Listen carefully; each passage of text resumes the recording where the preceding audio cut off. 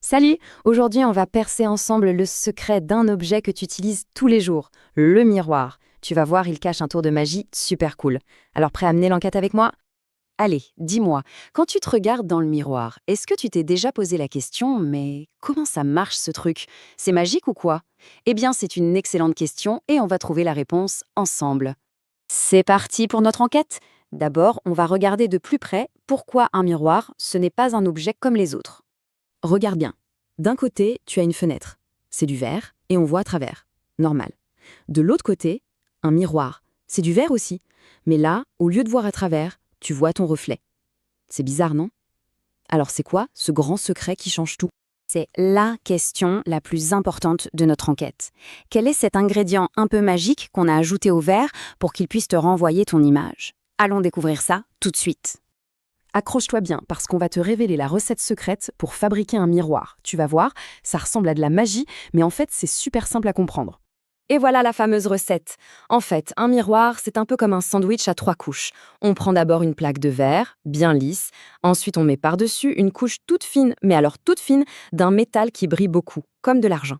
Et enfin, pour que tout tienne bien, on recouvre le tout avec une couche de peinture. C'est tout. Alors, tu as compris? Le grand secret du miroir, eh bien, c'est cette fine couche de métal.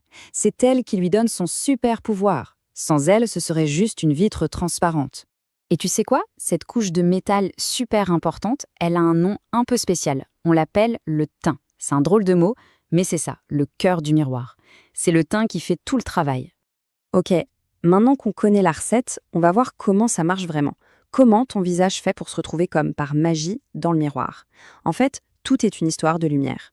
Imagine que la lumière, c'est comme des millions de toutes petites balles de ping-pong. Ces petites balles partent de ton visage, elles voyagent jusqu'au miroir et là, ping, elles rebondissent sur la couche de métal et reviennent tout droit dans tes yeux. Et c'est comme ça que tu peux te voir. D'accord, la lumière rebondit, mais pourquoi sur le métal? Pourquoi elle ne rebondit pas pareil sur un mur ou sur ton t-shirt? Qu'est-ce que le métal a de si spécial pour être un super champion du rebond? Eh bien, le métal, il a un vrai super pouvoir. D'abord, sa surface est incroyablement lisse, bien plus lisse qu'un mur. Et surtout, il est rempli de petites particules qui adorent la lumière. Dès qu'une balle de lumière arrive sur elle, elle ne la garde pas, hop, elle la renvoie tout de suite, comme un ressort. Et ce super rebond, ça a un nom scientifique, la réflexion. Allez, maintenant, c'est la meilleure partie. On va faire un petit tour de magie scientifique. Tu vas pouvoir essayer à la maison pour voir par toi-même comment tout ça fonctionne. C'est super facile, tu vas voir. Prends juste un bout de plastique transparent, comme une pochette pour les feuilles. Normalement, tu vois à travers, on est d'accord? Bon. Maintenant, prends une feuille de papier noir et place-la juste derrière le plastique. Regarde à nouveau. C'est incroyable, non? Tu vois ton reflet qui apparaît. Et tu sais pourquoi ça marche?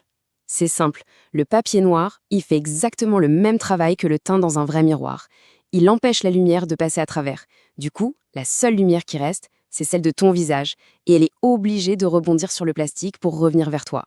Et voilà, t'as fabriqué ton propre miroir. Bon, on arrive à la fin de notre enquête. Après tout ce qu'on a découvert, dis-moi ce que t'en penses.